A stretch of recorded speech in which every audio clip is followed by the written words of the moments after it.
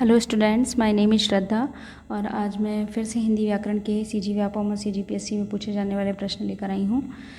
इस सीरीज़ को कंटिन्यू रखते हैं अभी कुछ दिन तक, क्योंकि 15 तारीख को जो हॉस्टल वार्डन का एग्ज़ाम होने वाला है उसके पॉइंट ऑफ व्यू से बहुत इंपॉर्टेंट होगा। इसके बाद मैं सीजी के सामान्य अध्ययन के प्रश्न भी लेके आऊँगी जो आने वाले एग्ज़ाम के लिए बहुत इंपॉर्टेंट होगा। तो चलिए आज देख लेते हैं। क्वेश्चन नंबर 1 हमारा व्युत्पत्ति की दृष्टि से शब्दों के भेद हैं। ऑप्शन नंबर ए दिया हुआ है 4, ऑप्शन नंबर बी दिया हुआ है 3, ऑप्शन नंबर सी दिया हुआ है 2, ऑप्शन नंबर डी दिया हुआ है 6। तो देखिए व्युत्पत्ति की दृष्टि से जो शब्द होते हैं वो 4 प्रकार के होते हैं। ऑप्शन नंबर ए हमारा सही आंसर होगा। कैसे? तो देखिए ऑप्शन नंबर ए होगा हमारा सही आंसर।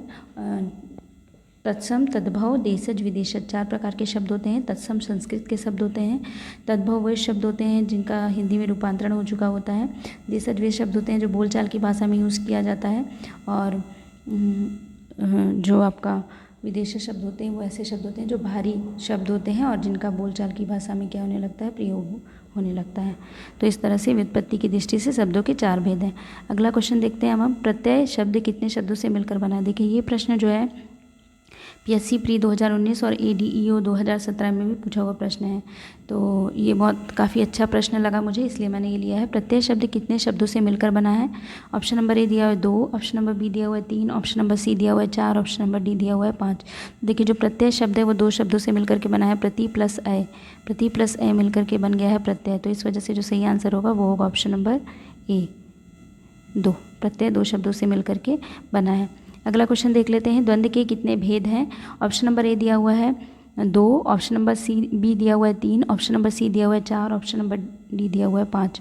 देखिए सीजी व्यापम एडीईओ 2017 में पूछा हुआ प्रश्न है, तो ये भी काफ़ी अच्छा क्वेश्चन है। देखिए जो द्वंद्व होते हैं ये 3 प्रकार के होते हैं।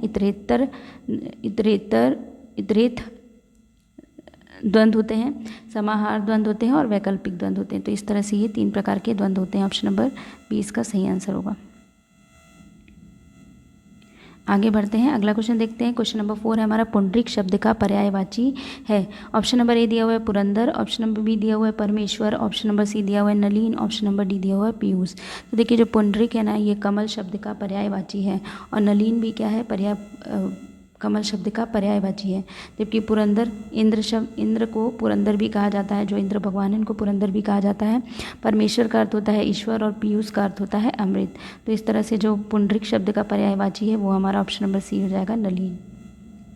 अगला क्वेश्चन देख लेते हैं। अगला क्वेश्चन है हमारा क्वेश्चन नंबर 5, तल्लीन का सही संधि विच्छेद। देखिए ये क्वेश्चन सीजीपीएससी एसीएफ 2017 में पूछा गया है, तो काफ़ी अच्छा प्रश्न है ये। ऑप्शन नंबर ए है हमारा तत्त प्लस लीन, ऑप्शन नंबर बी हमारा तत्त प्लस लीन, ऑप्शन नंबर सी हमारा तल प्लस लीन, ऑप्शन नंबर डी हमारा तल प्लस लीन। तो देखिए तल्लीन जो है वो तत्त प्लस लीन से मिलकर बना हुआ है, तो ऑप्शन नंबर ए हमारा सही आंसर होगा और ये व्यंजन संधि का उदाहरण है, इसको भी ध्यान रखिएगा।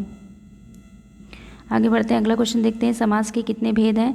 ऑप्शन नंबर ए दिया हुआ है 3, ऑप्शन नंबर बी दिया हुआ है 4, ऑप्शन नंबर सी दिया हुआ है 5, ऑप्शन नंबर डी दिया हुआ है 6। तो देखिए समास के 6 भेद होते हैं, है ना। कर्मधारय समास, तत्पुरुष समास, अवयवी भाव समास, द्वंद्व समास, द्विगु समास और बहुव्रीहि समास। इस तरह से समास के 6 भेद होते हैं। तो इसका जो सही आंसर होगा वो होगा ऑप्शन नंबर डी 6। अगला क्वेश्चन देखते हैं। निम्न में देखिए सीजीपीएससी प्री 2019 में पूछा हुआ प्रश्न है। निम्न में शुद्ध शब्द है, संग्रहित के अलग अलग स्पेलिंग्स दिए हुए हैं और हमको सही शब्द चुनना है। तो देखिए जो पीएससी द्वारा लिया हुआ आंसर है वो है ऑप्शन नंबर डी, संग्रहित। संग्रहित को लिखने का सही तरीका ऑप्शन नंबर डी है, तो इसका सही आंसर होगा ऑप्शन नंबर डी। चलिए आगे बढ़ते हैं। अगला क्वेश्चन देखते हैं। क्वेश्चन नंबर 8 है हमारा, कालीन किस भाषा का शब्द है? ये भी सीजी व्यापम एडीओ 2017 में पूछा हुआ प्रश्न है। ऑप्शन नंबर ए है हमारा तुर्की, ऑप्शन नंबर बी है हमारा अरबी, ऑप्शन नंबर सी है हमारा पुर्तगाली और ऑप्शन नंबर डी है हमारा हिंदी। तो देखिए जो कालीन शब्द है वो तुर्की भाषा का शब्द है। ऑप्शन नंबर ए क्या होगा हमारा सही आंसर होगा। आगे बढ़ते हैं। अगला क्वेश्चन देखते हैं। क्वेश्चन नंबर 9 हमारा मीमांसक में प्रत्यय है।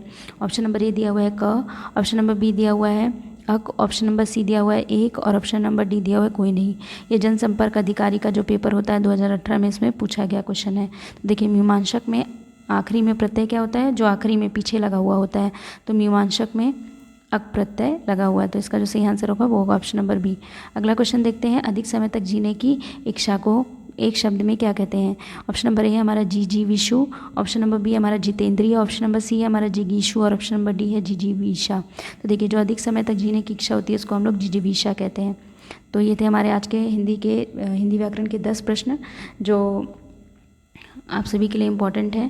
तो अगर आपको आज का वीडियो अच्छा लगा हो तो please like share and subscribe to my YouTube channel. आगे मैं छत्तीसगढ़ के सामान्य अध्ययन के प्रश्न लेके आऊँगी। Thank you so much.